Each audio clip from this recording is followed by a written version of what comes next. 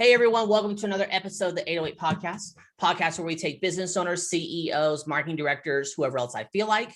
It is 4 questions in 8 minutes and 8 seconds because 808 looks like Bob. And here we go. Question number 1 in a couple sentences. Tell me who you are and what do you do?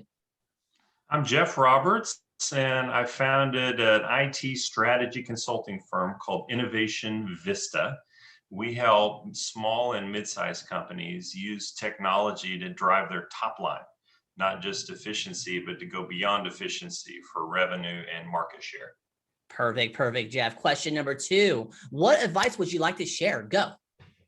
Yeah, so I think one common thing I see businesses struggle with is brainstorming. It's a key piece of innovation. It's a key piece of just advancing businesses with new ideas. And they rarely get everything out of those that they should. So I have a couple of pointers I like to bring to my clients on this. One is just understand human nature. So bringing people into the room for a time allocated span may not get all the best ideas. So I like to tell them, tee up these ideas that you want to brainstorm about late in the day, Friday, the weekend before your meeting.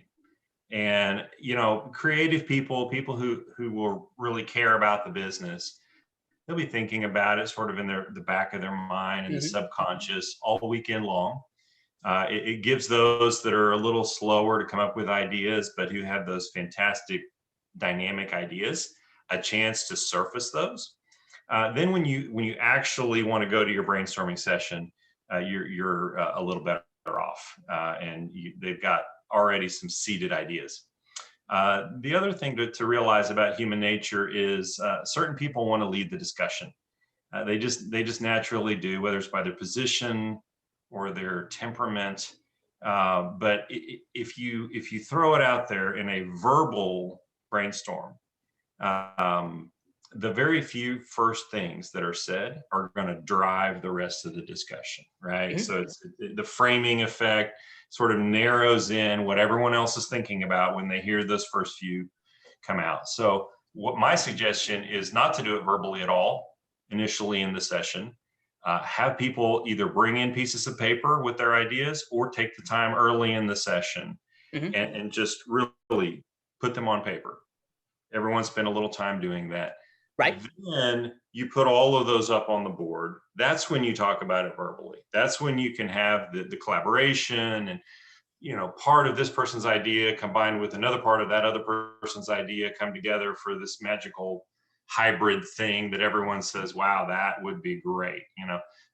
It's more likely, and you're more likely to get more ideas across a wider spectrum doing it that way.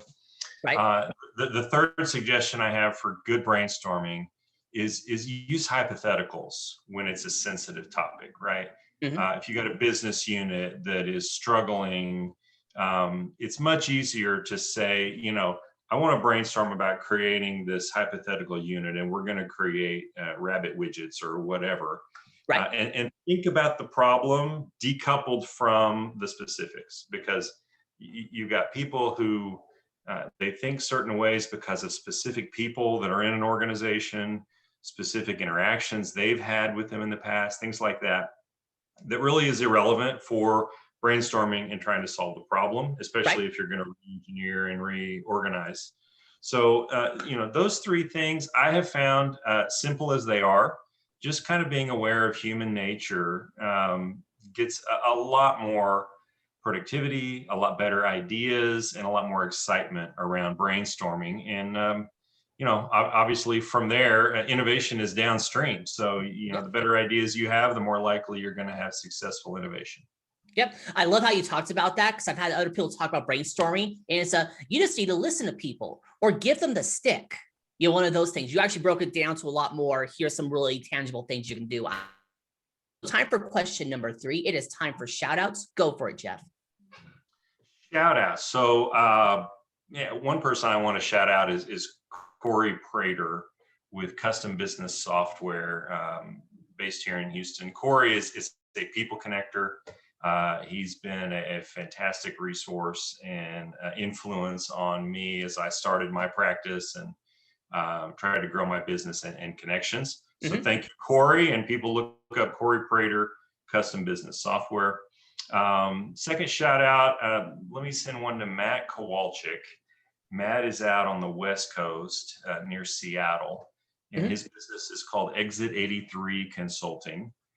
Matt also is a connector and actually a resource provider for me. We're partnering on some deals, but I found Matt just very, very skilled at finding the right person with the right approach, not just Mhm. skill set, but really the right mindset for different problems, particularly complex consulting kinds of issues. So shout out to both of those for everything you've done so far. And final and third one is to Bill Trenier at ICM Consulting and Training. Bill does a fantastic job bringing people up to speed on various technical skill sets. And shout out to him just because I'm excited about his business model. And we've not yet found a way to work together, but I'm very excited at the prospect that we will. So, Awesome. yeah. Sweet. I'll look all those people up. Really appreciate there. Number 4, Jeff, final fun question. Tell me about your first sale. My first sale, I think not being a salesperson until I started this practice, my real experience with it was internal within my role as CIO. And Mhm. I think the one that pops to mind is the first time I convinced a CEO to fund real innovation to move the needle. Right. And that proved to be, just very, very powerful, providential moment in my career because it addicted me in some sense to that process. And what I like to say, going beyond efficiency. So, we had a good IT shop. We were stable. We had done some processes to make things efficient, both for us, for our users and company. We found an opportunity to create a data product, or really an analytics product, using the Mhm. data that we had in our system, and sell that as an extra line item service, optional. Tell us if you want to pay for this kind of service to our existing customers.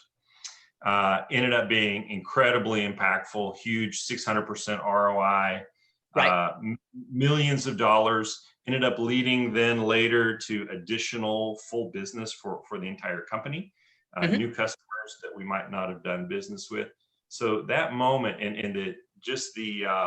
and I really want to credit him, Larry Litton, for having the vision and seeing and understanding what it could be, and helping me to refine it. To be honest, what I Awesome. came forward with was an initial idea. Love Uh, it. he helped to say, what, that's great. That's got some potential. Here's what our customers really care about. If we could have it do this, I think they'll sign up. Actually, hey, Jeff, I got to interrupt you because that's the buzzer. We are done there. You pulled it off. 4 questions in 8 minutes and 8 seconds. Jeff, why is it 8 minutes and 8 seconds? Well, 808 looks like Bob. You It said it does. earlier. It does. Love it there. Hey, say your website real quick. InnovationVista.com. In the description, it's magic. Jeff, thank you so much for being on. Tip of the hat to you.